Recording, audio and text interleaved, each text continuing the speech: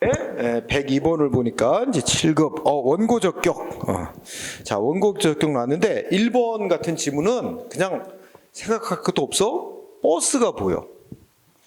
응? 시험 문제에 뭐 판결을 냈는데 버스 면허를 내줬는데 뭐 이게 이제 버스 면허인데 딴 사람은 딴 업자한테 또 뭐 그 노선에다가 또 버스 면허를 뭐 다닐 수 있도록 해줬다.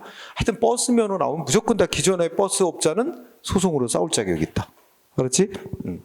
그래서 뭐 일반 면허, 뭐 한정 면허, 하여튼 버스 나오면 결론이 뭐로 나와야 돼? 기존의 버스 업자는 소송으로 다툴 이익이 있다.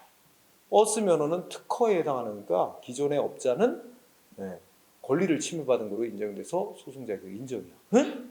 그러니까 깊이 생각할 것도 없어요. 응? 시험에 이제 임박한 상태에서는.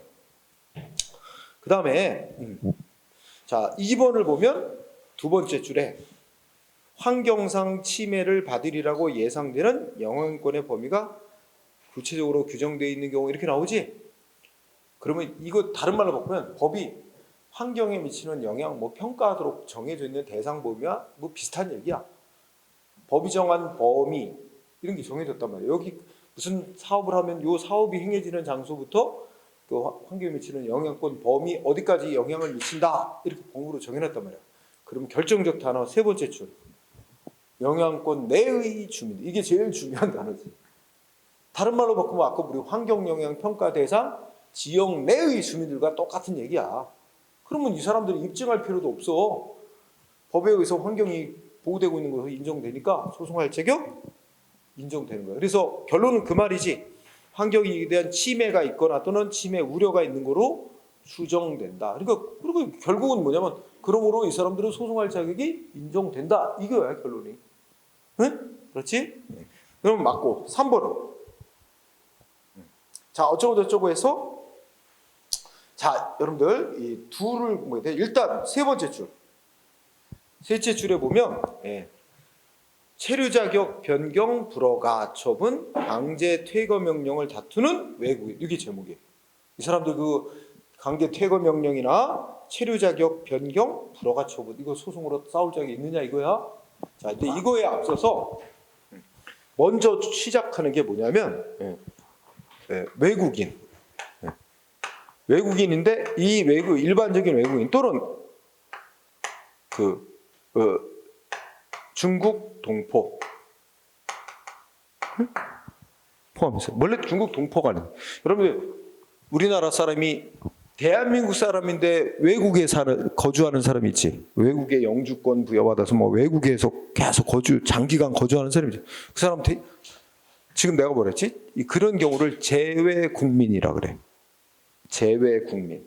그러면 대한민국 국민이야. 다만 거주를 주로 장기간 외국에서 하고 있는 거야. 그러면 내 국민이기 때문에 우리나라 대한민국에 입국하는 거 당연한 권리고 또 헌법에 보면 거주 이전의 자리에서 해외 여행 가고 해외로 출국 가고 이거 다 기본권에 포함되는 자유야. 그러니까 국민 이상 입국 출국이 자유로워요. 응? 그런데 우리나라 이제 뭐 부모가 한국 사람이고 혈통이 하여튼 이 한국인이라 하더라도 중국 동포 같이 한국인이 아니라 중국인이야. 국적이. 응? 그런 사람은 외국인으로 취급하거든. 우리 국민이 아니야. 근데 아직 우리나라에 한 번도 들어온 적이 없어. 이런 사람이 한국에 들어오겠다고 우리나라에 이제 입국 사증, 비자를 발급해달라? 그거 해줘야 될 의무 없어요.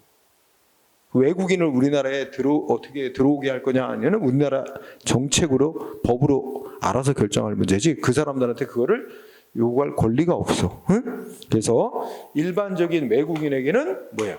응? 우리나라하고 이미 들어와서 무슨 대한민국하고 무슨 어떤 법적 관계를 맺은 적이 없는 외국인은 우리나라에서 들어오려고 사증 비자 발급해달라고 신청했는데 이거 비자 발급 거부 받았는데 이거 소송으로 다툴 이익 없다. 응? 그런데 이거 하고 이거 판결문에 이 얘기를 쭉 하면서 그러나 셋째 줄에 보면 지금 아까 비추신 게 누구였지? 체류 자격 변경 불허가 한 조치, 강제 퇴거 명령 조치 다툰 후에. 가만히 봐. 이 사람들은 한국에 들어온 사람이 아니야. 이미 들어온 사람. 체류 자격 변경이라는 건 이미 체류 자격을 부여받고 외국인이든 뭐 취업이든 비자를 발급받아서 우리나라에 이미 들어와서 머물고 있던 사람이 자기 이제 유학한다는 목적으로 우리나라에 들어왔다가 다 이제 유학 마치고 국내 기업에 취업했다 이거야. 그다음 체류 자격을 국내 취업자로 유학생 신분에서 취업한 자로 체류 자격을 변경해달라고 신청했는데 거부당했다. 이 사람은 그 거부한 거 소송으로 싸울 자격이 있다 이거야. 또 우리나라에 들어와 있던 외국인인데 너 이제 나가. 강제 퇴거 명령 받은 사람도 예를 들어서 이런 사람이죠. 우리나라에 외국인이 고용돼 가지고 우리나라에 동남아 사람이 일하러 왔잖아. 적법하게 들어와서 일하다가 체류 기간이 기간이 끝났는데 안 나가고 있어? 그러면 이제 강제 퇴거 명령 내리고 한단 말이야. 근데 그런 사람들은 이미 국내에 들어와서 대한민국과 이제 적법하게 관계를 맺고 지내던 사람이야. 이런 사람들의 경우에는 이런 정부의 이런 조치들에 대해서 소송으로 싸울 자격이 있다고 인정이 돼요. 근데 이런 국내에 들어와서 우리나라하고 어떤 법적 관계를 맺은 적이 없는 사람들은 순수한 외국인은 안 되고, 응? 이것도 시험 물어보고, 요거는 안 냈었는데 처음 나온 거야. 응? 그래서 꼭 알아둡니다. 그러면 결론이 틀렸지? 인정된다. 응? 자, 그 다음에 4번은 자, 무슨 말일까? 법이 특정한 기관을 알고 다른 행정기관에 제재 조치를 취할 수 있도록 하면서 그 다른 행정기관이 안 따르면 과태료등을 부과할 수 있도록 정한 경우. 자, 근데 이게 뭐야? 근데 그 구제의 필요성이 인정되면 예외적으로 그 행정기관에게 항고송을 제기할 자격을 인정할 수 있다. 뭐가 떠오르지? 응? 이거는 지금 누가 소송을 제기하는 거야? 국민이 제기하는 게 아니야. 누가? 행정기관이 다른 행정기관을 상대로 그 행정기관의 한 조치 취소해달라고 항고송 제기할 자격 인정할 수 있다는 거잖아. 어떤 사례가 떠올라? 응? 기관 소송? 기관 소송은 항고 소송이 아니잖아. 응? 기관 소송 원래는 기관끼리 다투는 건 기관 소송으로 가는 거야. 근데 기관 소송은 법에서 기관 소송 제기하도록 정해져 있을 때만 하는 거야. 규정이 없는데 그럼 어떻게 구제받아? 그럴 때는 할 수 없이 항고 소송으로 구제받을 수 있도록 해줘야 돼. 그래서 무슨 사례 떠오르냐면 국민권익위원회 그다음에 선거관리위원장 생각나지 않아? 경기도 선거관리위원회 위원장이 무슨 일이 있어서 경기도 선거관리위원회에 근무하는 직원이 있는데 이 직원 뭔가 잘못했다고 선거관리위원장이 이제 중징계를 하려고 하는데 이 직원이 국민권익위원회 가서 신청을 했어. 국민권익위원회 조사하더니 얘 징계하면 안 된다. 징계하지 마. 이런 거야. 근데 여기 선거관리위원장은 열받는 거야. 근데 그게 안 따르면 뭔가 이렇게 과태료 같은 거 부과하게 돼 있고, 그지? 이런 상황인데 그거 기관 소송으로 다투게 돼 있으면 다투면 돼. 근데 규정이 없어. 그럼 기관 소송이나 민중 소송은 객관적 소송으로서 법에 특별히 규정이 있을 때만 소송할 수 있거든. 그거 없어요. 그러면 이거 다툴 수 있도록 해줘야 될 필요는 있는데 기관 소송 방법이 허용되지 않는 이상 이때는 국민이 아니지만 행정기관도 다른 행정기관에 조치돼서 소송으로 다툴 수 있도록 해줘야 된다. 항고소송으로. 또 사례 또 뭐 있어? 국민권익위원회고 소방방재청장 나오잖아. 소방청장이 국민권익위원회 어떤 시정명령에 승복 못하면 역시 똑같이 항고소송으로 다툴 수 있다. 두 건이 있어. 응? 그래서 사례야. 그래서 5. 자, 그래서 정답은 3번이었고 뒤로 갑니다. 103번. 자, 원고적격. 원고적격 얘기 자주 물어본다. 원고적격, 소의 이익, 소송 대상이 되는 처분이냐? 응? 자, 1번. 1번을 줄이면 이것도 누가 누구를 상대로 싸우는 거지? 가만히 보면 지방자치단체가 지방자치단체 다른 지방자치단체 장을 상대로 취소해라 소송으로 싸울 수 있다는 거야. 이것도 일종의 그 국민이 제기하는 소송이 아니에요. 응?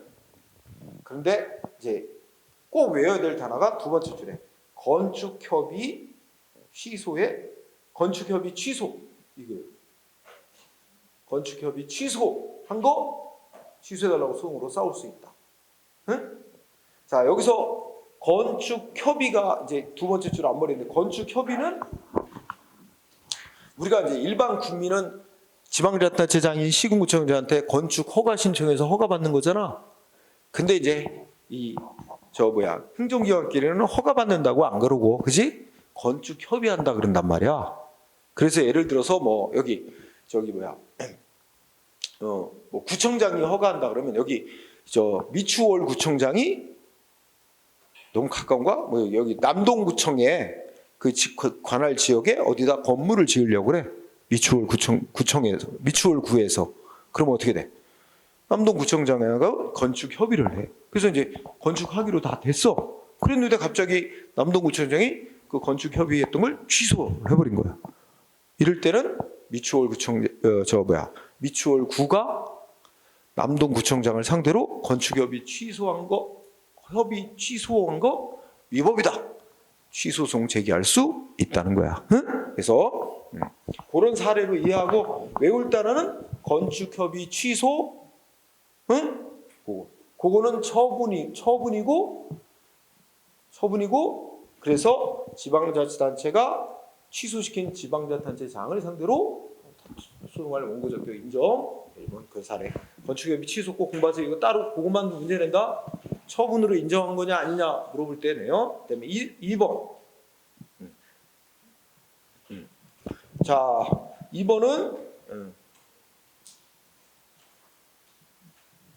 자, 교도소장이 뭘 거부했대? 핵심은 그렇지. 그러니까 제 3자가 누구냐면 교도소에 수감돼 있는 사람 있지? 근데 수감돼 있는 사람을 만나고 싶다고 누가 신청을 한 거야, 교도소한테. 근데 교도소장이 그걸 거부했어.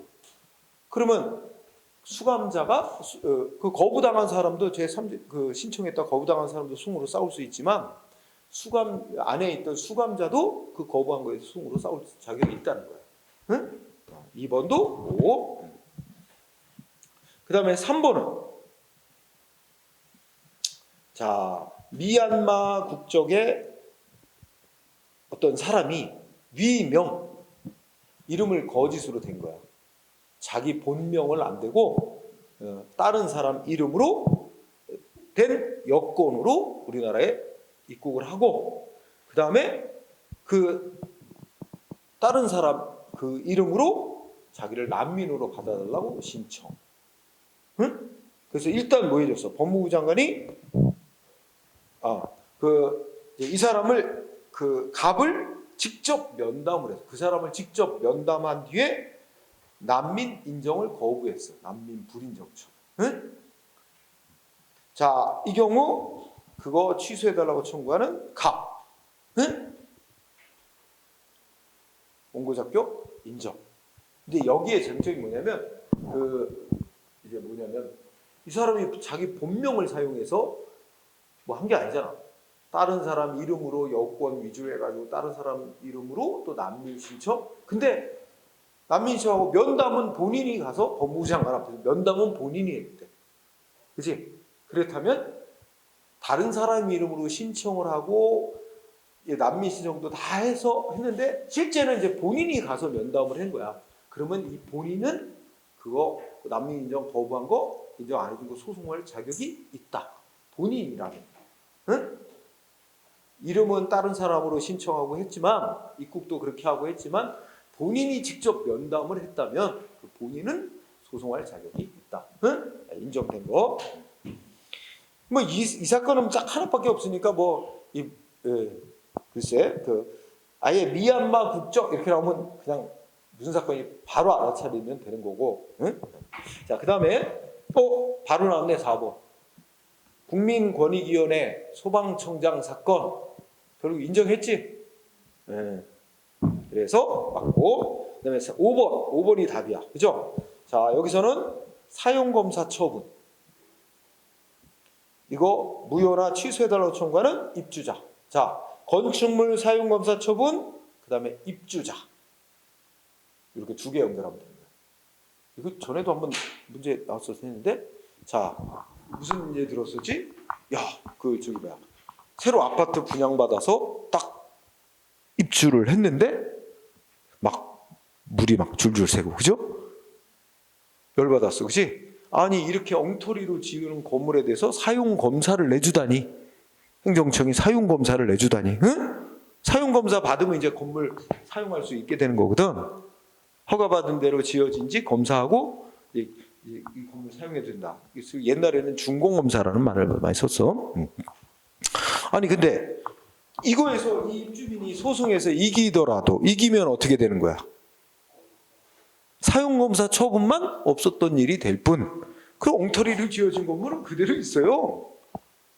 이 사람이 원하는 건 그게 아니거든. 그죠? 결국 이 사람이 궁극적으로 원하는 건 이게 저기 뭐야, 그 사용검사 처분이 있기 이전에 돌아가서 그러면 이미 아파트 전체가 그런 게 아니라 이 사람 집만 그래. 예를 들어. 그런데 다른 입주민들은 아무 문제 없이 살고 있는데 이 사람 만약에 이 사용검사 처분 없던 일로 한다 하고 판결 내려주면 어떻게 될까? 그럼 다른 문제 없이 살고 있는 입주민들은 어떻게 돼? 다 나가야 되는 거야. 거기 사용검사 처분이 없었던 일이 되는 거니까 건물 사용 못하게 되니까 다 나가야 되잖아. 이 사람 하나 때문에 그 많은 사람들 다 나가야 되는 문제가 생깁니다. 그런 것도 있고, 이 사람이 결국 이 취소 판결을 해서 승소한다 한들 그 사용검사 이전에 위법, 불법 이렇게 하자 있게 지어진 건물은 덩그러니 있는 상태일 뿐이고 사용검사 처분으로 얻는 이익이 없어요. 이 사람은 건설 회사를 상대로 민사소송으로 싸워서 하자 보수를 받든가, 응? 손해배상을 받든가 할 일이지, 사용검사 처분 취소나 무효받는다 해도 아무런 이익이 없다 하는 얘기입니다. 응? 그래서 자, 건축물 사용검사 처분 입주자 이렇게 5번 답. 그 다음에 104번 아까 문제 뒤에다 길다. 응? 자, 옳은 것만 고르면 기억번 나오니까 버스 나온다. 버스 무조건 이익이 있다. 응. 기억 들어가야 되네. 답지 보니까 기억 들어가야 돼. 자, 하나 보고 기억 보고 밑에 본다. 기억 안 들어가 있는 거 2, 4, 5 싹싹싹 지워버린다. 응? 그 다음에 1번하고 3번만 놓고 비교해본다. 근데 보니까 니은이냐 리을이냐 하나만 보면 별로 나오지 않나? 아니야? 기억 옳은 게 아니라 인정 안 된다. 틀렸네. 인정 안 된다고 틀렸지? 반대로 가야 된다. 기억 들어가 있는 거 지워야 되네. 1번하고 3번을 지우고, 가만히 또 지문을 분석해보니까 니은 들어간 게 4번, 5번 두 개나 있네? 둘 중에 있을 것 같아. 아무래도 니은을 중복해서 쓴 쪽에 답이 있을 것 같아. 응? 자, 그러면 근데 이건 연습이니까 다 풀어봐야 되겠다. 결국은 만약에 4번하고 5번 중에 있다 가정하면 리을에 의해서 결정나는 거잖아. 리을을 하나만 보면 돼, 사실은. 응? 자, 근데 기억은 알았고, 니은, 이것도 공부하지 않았냐? 뭐 법무사가 자기 직원 채용하려면 지방 법무사에 승인을 받도록 돼 있다. 그죠? 근데 승인 안 해준다. 그러면 해당 법무사도 소송할 자격이 있고, 그 채용될 뻔했던 그 채용될 예정이었던 다가 채용 못된 직원도 소송할 자격이 있고, 다 알지? 그렇다면 니은번 셋째 주기대 해당 법무사도 신청했던 상대방으로서 거부받은 상대방으로서 소송할 자격이 있고, 그 사무원 될 수 없게 된 사람도 소송할 자격이 있다. 그지? 니은 맞지? 그 다음에 디귿은 이것도 있잖아. 다 알 필요가 없어.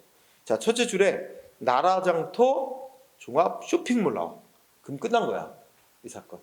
나라장터 쇼핑몰 나라장터 종합 쇼핑몰에 올라가 있는 업체들만 이 물건을 팔 수 있어요. 그러니까 우리 행정기관들, 공공기관들은 다 거기 들어가서 거기서 있는 제품들 사야 돼. 응? 그러니까 예를 들면 이제 나도 이제 지금 지방에 그 대학에 있단 말이야. 도립대학에 있어. 그 공공기관이야, 도립대학. 그러면 어떻게 될까? 이제 뭐가 학교에서 돈이 나와서 예를 들면 뭐 그 교수들 뭐 이렇게 뭐 사주는 게 있어. 커피도 사주고, 응? 한 학기 동안 뭐 커피도 사주고, 뭐 이 펜도 사주고, 뭐 이렇게 이런 거 사줘. 근데 그거 다 어디서 사야 돼? 그 쇼핑몰 거기서 사야 돼. 그 의무야. 딴 데 가서 사면 안 돼. 응? 설령 거기 제품이 마음에 드는 게 없어도 그거로만 구입해야 돼. 어쨌든 이 업체 입장에서는 거기에 들어가면 판매가 거의 보장이 되는 거잖아. 응?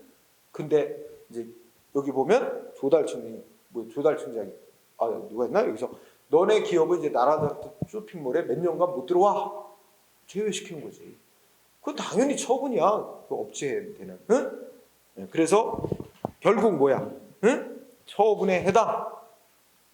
자, 그러니까 나라장터 종합 쇼핑몰 나오면 처분이냐 아니냐만 물어봐.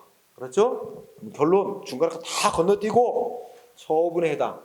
궁금하면 왜 처분이라고 하냐? 그럼 뭐 강제로 너는 탈퇴. 여기에 쇼핑몰에 너는 못 들어와. 그러면 이제 강제로 탈퇴시켜서 결국 판매할 수 없도록 불이익 주는 거잖아. 응? 자, 그다음에 리을번. 리을번은 잘 안 나오는 건데. 자, 세금 고지서에 자, 예를 들어 보자. 자, 우리 부모님 사망하셨어. 재산 상속돼. 자식이 3명 있어. 응? 그럼 다 공동으로 상속해. 상속세가 나왔어. 고지서가. 읽어보자. 고지서에 공동의 상속인들이 납부할 총 세금액, 총 금액하고 공동으로 상속하는 자식들 3명 있다면 3명 각자가 얼마씩 세금을 내야 되는지 비율 뭐 이런 거. 그죠? 납부할 상속세액 등을 기재한 납세 의무자별로 고지세액 명세서를 첨부하여 각 공동상속인들 각자에게 고지를 했다면 그러면 일단 어떻게 은호는 알려준 거야. 상속세 내야 될 총 금액, 그 다음에 상속하는 사람들별로 각각 얼마씩 내야 된다. 이거 다 써가지고 그걸 갖다가 이제 공동상속인들의 개별적으로 고지서를 보냈단 말이야, 그지? 그 정도 했으면 됐다는 거야, 결론이. 응? 그거 외에, 응? 그렇게 됐다면 이제 세금 부과 징수 처분을 받은 공동 상속인 중에 한 명은 다른 공동 상속인들에 대한 과세 처분 자체에 대한 취소 사유가 있다는 이유만 가지고는 그 징수 처분의 취소를 구할 수 없다. 그러니까 자기에 대한 게 아니고, 응? 다른 공동 상속인들에 대한 그 과세 및 징수 처분의 하자가 있다는 것만큼은 송할 자격 없대. 자기에 대한 게 아니고, 응? 앞에 이렇게 해서 공동상속인들이 그러니까 어떤 사람 한 사람한테 고지서가 다 날라갔지. 공동상속인에게. 응? 자식 A, B, C가 있는데 하여튼 이 상속세 내야 될 총 금액이 1억이다. 그런데 당신 A가 내야 될 금액은 2천만 원이다. 응? 여기도 1억이다. 당신 내야 될 금액은 3천만 원이다. 이런 식으로 총 금액 다 쓰고 각자가 내야 될 금액을 각각 명시해서 고지서 보냈어. 응? 근데 이 중에 B라는 사람에게 이 고지서 보내고 징수한 조치가 위법이 있다 하더라도, 응? 자기한테 행한 게 문제가 없다면 이 다른 사람한테 한 거가 문제가 있다는 이유로 이 A가 소송할 자격은 없다는 거지. 그렇게 생각하면 될 거야. 응? 그래서 그러면 리을이 오면 4번 마지막이 답이 되는 거야. 그지? 그 다음에 미음은 이해하지? 우리 대한민국하고 어떤 이해관계를 가진 적도 없는 외국인은 입국사증 거부, 취소해달라고 수송할 원고 적격 없다. 근데 여기는 두째 줄에 보니까 보호해줄 가치가 있는 법적 보호 가치가 있는 이해관계를 형성했대. 그러니까 이거는 소송할 자격이 있지. 형성했다고 하니까. 그래서 자, 그 다음에 105번 간단하다. 항고소송대에서는 처분성 인정 안 된 거 그러래.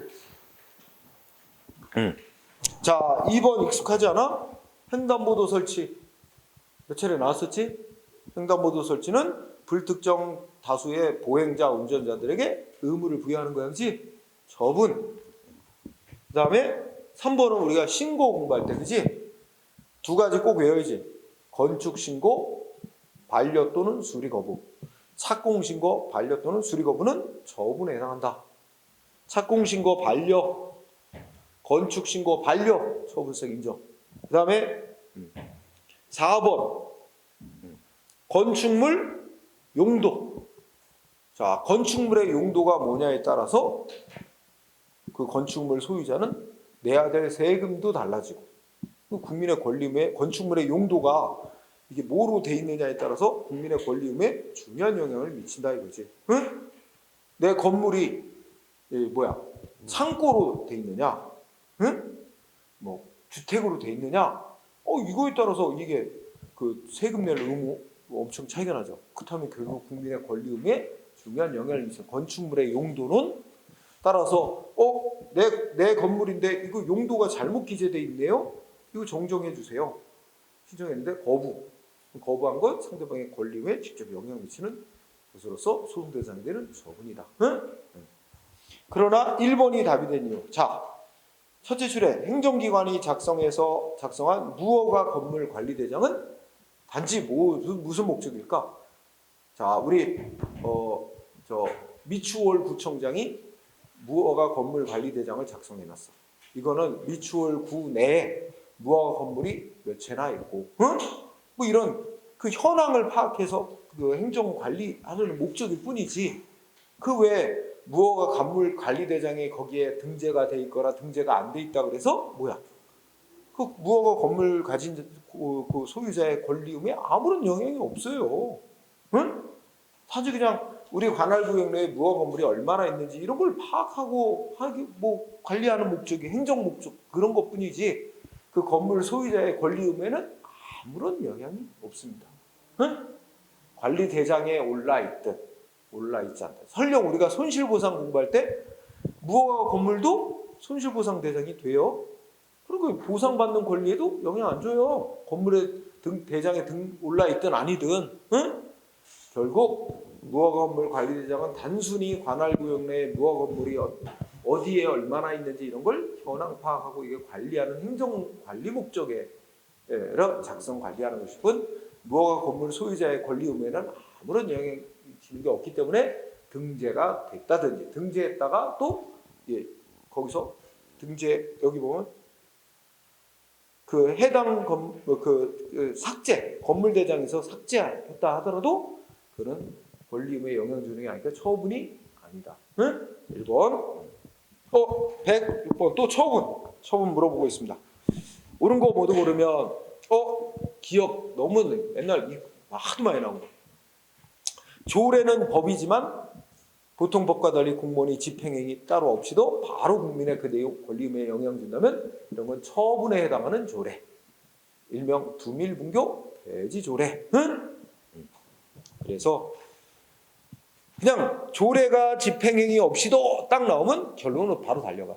처분에 해당. 바로 소송 대상으로 삼을 수 있다. 응? 2번. 이거 꼭 외워야 돼.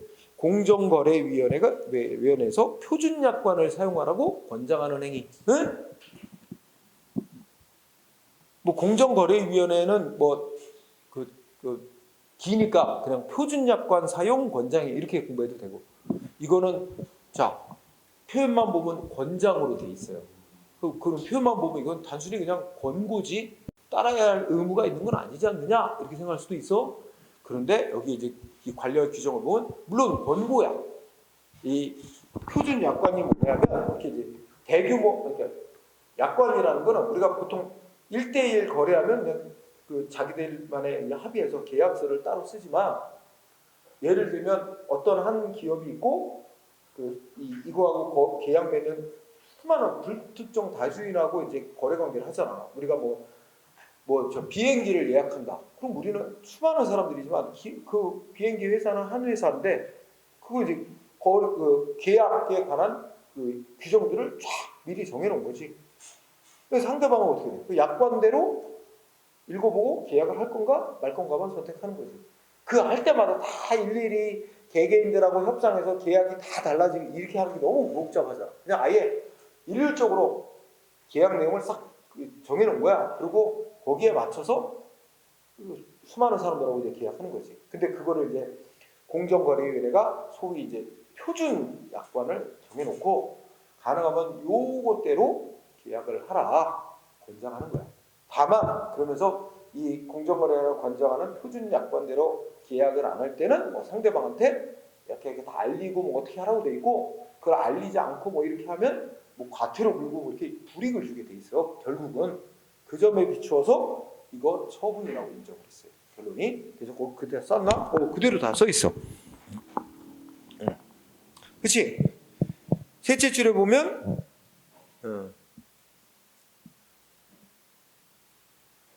표준 약관을 사용. 자, 표준 약관과 다르게 뭐 정한 게 있다면, 그 고객에게 알기 쉽도록 표시해야 될 의무를 부여하고, 그런 의무를 이행 안 하면 과태료를 처하게 되어 있으므로 결국 이거는 당사자의 의무, 권리이익에 영향을 직접 주는 처분이다. 그래서 구속력이 없는 행정주도에 불과하다고 보지 않았어요?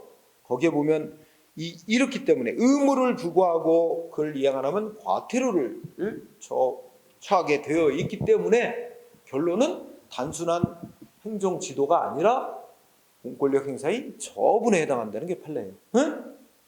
자, 그러니까 결국은 이제 공부 요령은 제목만 놓고 결론만 외우는 거야. 공정거래의 표준약관 사용 권장행위는 처분이라고 그랬다. 그것만 기억하면 돼요. 중간에 뭐라고 말을 바꾸든 그런 거에 현혹될 필요가 없는 거지. 그래서 틀렸고. 그다음에 리을 1번. 자, 첫째 줄. 계약직 공무원의 보수 삭감행위. 이거 외우는 거지. 자, 두 가지 공부돼. 계약직 공무원의 보수 삭감행위도 처분에 해당한다는 거.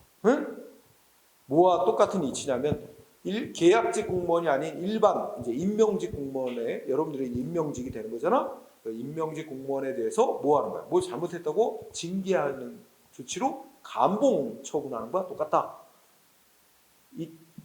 그런 성격을 갖기 때문에 처분이라고 봐야 되고, 또 하나는 뭐야? 절차. 그러면 계약직 공무원에서 감봉 보수 삭감할 때도 삭감하는 경우도 일반 행정 임명직 공무원들 감봉 처분하려면 징계위원회 열어서 절차 밟아서 그 징계 처분을 하고, 여기에 승복 못하는 상대방한테는 소청을 제기하도록 하고, 이렇게 다 구제 기회를 줘야 된다는데, 이거는 그 아무런 그런 것도 없어요. 소청할 기회도 안 주고 그냥 시장이 일방적으로 보수 삭감만 해놓은 조치. 이거 절차도 위반. 이렇게 판결을 낸 거죠. 그래서 여기는 처분이냐 아니냐를 물어봤어요. 자, 계약직 공무원의 보수 삭감 행위 결론 처분성 인정. 일반 공무원에 대한 감봉 처분과 다를 바 없다고 봤어요. 처분이면 당사소송으로 싸우는 게 아니에요. 처분이면 취소송 같은 항고소송으로 싸워야 될 대상입니다. 그래서 처분성 인정되지 않는다 X. 당사자송 대상이 아니라 항고소송 대상입니다. 틀렸고. 자, 미음은 여러분들도 이것도 공부한 거지? 이거 상대방한테 이익되는 처분으로 변경했죠? 소위 우리가 이걸 세금으로 따지면 세금이나 돈 부과한 거로 되면 감액 처분한 거와 똑같잖아. 응? 300만 원 부과했다가 뭐 했어? 응? 뭐 200만 원으로 감액했다. 뭐 이런 거랑 똑같은 거지. 그러면 여러분 알고 있잖아. 소송 대상은 감액되고 남은 당초 처분을 손대상으로 삼아야 된다. 알고 있지? 후선 맞잖아.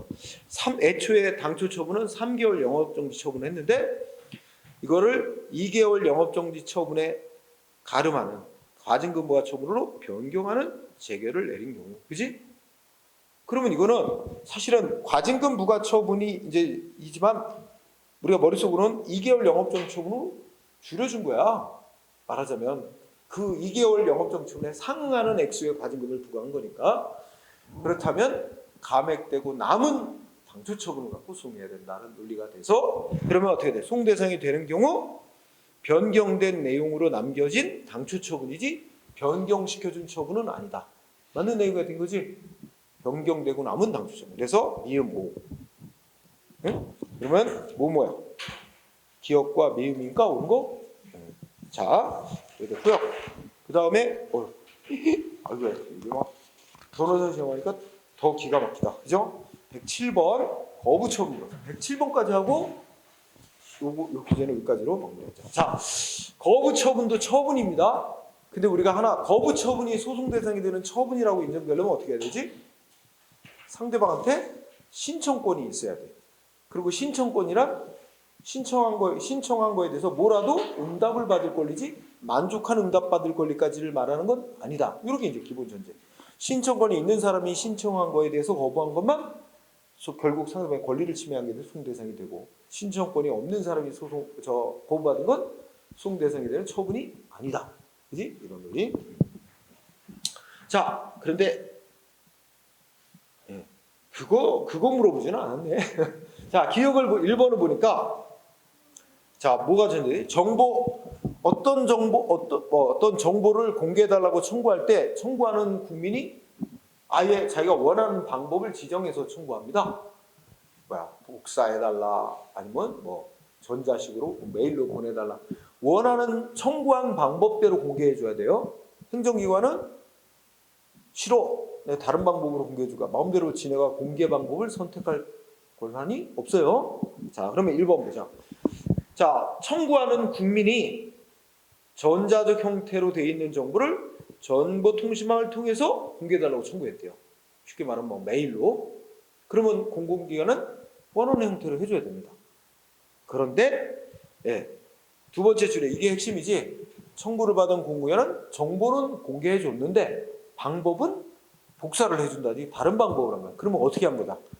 자, 원하는 것 중에 정보 공개해주고 방법도 내가 원하는 방법대로 해달라 했는데 정보는 공개해주니까 일부는 들어줬는데 방법은 일부 안 들어준 거야. 이거 뭐로 본다? 일부 거부 처분으로 본다. 응? 그러면 상대방 일부 거부 처분한 거에 대해서 소송으로 다툴 수 있다. 이 논리예요. 응? 두째 줄부터 읽어보면 공공기관의 정보는 공개했는데 방식을 청구한 대로 안 해줬죠. 자, 이 경우 그 다음부터 틀려나갔네. 셋째 줄, 청구인에게 특정한 공개 방법을 지정하여 공개를 청구할 수 있는 신청권이 있다고 볼 수 없어. 이거 틀렸죠.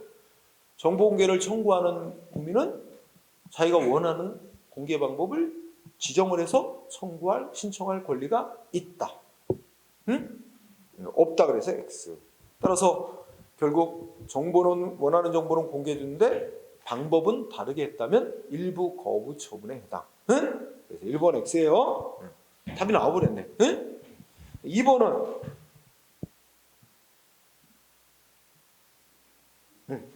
좀 그동안에 한 번도 안 나온 거다. 자, 읽어보자.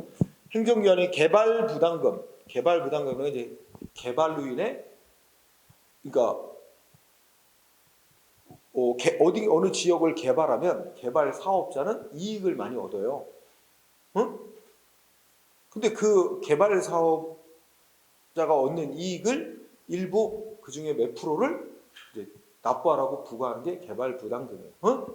행정기관이 개발 부담금을 부과할 때는 가능한 한 개발 부담금을 부과 처분한 이후에 그 이후에 지출한 그 개발 사업 비용도 빼줘야 맞다. 공제함이 마땅하므로 이미 개발 부담금 부과 처분에 따라서 납부한 상대방 업자가 납부한 개발 부담금 중 부과 처분이 있고 난 후 납부한 개발 비용인 금액에 대하여는 조리상 또는 취소나 변경 등 환급에 필요한 처분을 신청할 권리가 있다라고 봐야 되고, 따라서 환급 신청 받고도 거부한 건 거부 처분이다, 이런 얘기입니다. 말은 길은데, 그러니까 원래 일단 개발 부담금 부과받고 그거 전액을 냈는데 나중에 또 개발에 들어간 비용이 추가로 또 생겼다. 그러면 그만큼은 납부한 돈에서 돌려줘야 된다는 거지. 그러니까 상대방도 납부한 자는 돌려달라고 신청권이 있고 거부한 건 거부 처분으로 본다. 응? 자 3번. 자, 중요 무형문화재 보유자 추가로 인정해달라 여부는 재량이다. 이렇게 출발하죠. 맞아요. 따라서 그 어떤 특정 개인이 자기를 무형문화재로 인정해달라 신청할 권리는 없다. 그러니까 결론은 뭐야? 핵심, 무형문화재 보유자를 추가로 인정해달라는 신청에 대해서 거부한 건 신청권 없는 사람의 신청이니까 법에도 권리 침해가 없다. 소송대상 아니다. 응? 5. 4번은 늘 나오던 법이다. 응? 기간제로 임용되어 임용기간이 만료된 국공대학 조교수. 자, 거기에 대해서 두 번째 줄 임용기간 만료 통지. 응? 자, 키워드. 국공립대학의 조교수. 응? 두 번째 줄 임용기간 만료됐다고 통지하는 건 이 꼴은 뭐죠? 재임용 거부합니다. 재임용 거부 처분으로 취급합니다. 응? 그래서 일단 임용되어 성실히 근무한 자는 제대로 심사를 받아 자기를 재임용해달라고 신청할 권리가 있다. 응? 물론 신청이 있다면 반드시 재임용을 해주는 것만이 의무는 아니에요. 공정한 심사를 거쳐서 재임용 거부할 수도 있어요. 그러나 이제 상대방이 요구하는 건 자기를 재임용해달라고 요구하는 게 아니라 공정한 심사를 거쳐서 결정을 내려달라고 요구할 권리가 있다는 거야. 응? 그래서 근데 그냥 그런 거 없이 이렇게 거부했다면 어쨌든 국립대 조교수 임용기간 만료 통지 이꼬로 재임용 거부 처분으로 소송 대상되고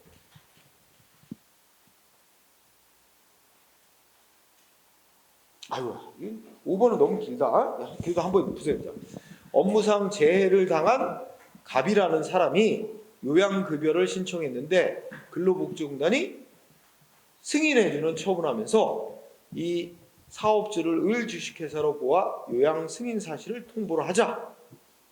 을주식회사가 갑은 자기의 근로자가 아니다 라고 주장하면서 근로복지공단에 사업주 변경해달라고 신청을 했으나 거부하는 통지를 한 경우 이때 근로복지공단의 결정에 따라 산재보상보험의 가입자 지위가 발생하는 것은 아니기 때문에 을 주식회사에게 변경 신청권이 인정되지 않아 신청권 없는 자의 신청이니까 거부는 소송대상이 안 된다. 이거는 아마 거의 일반적으로 잘 안 낸 거야. 거의 안 낸 건데 냈어요. 그러니까 어쨌든 말은 길은데 뭐랄까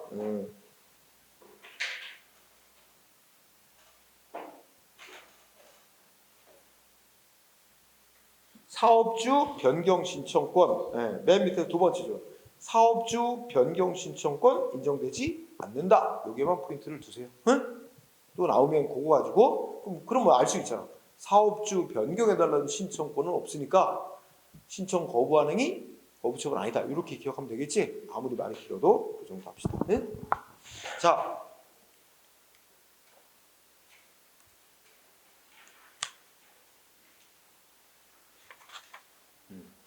더 하고 싶지.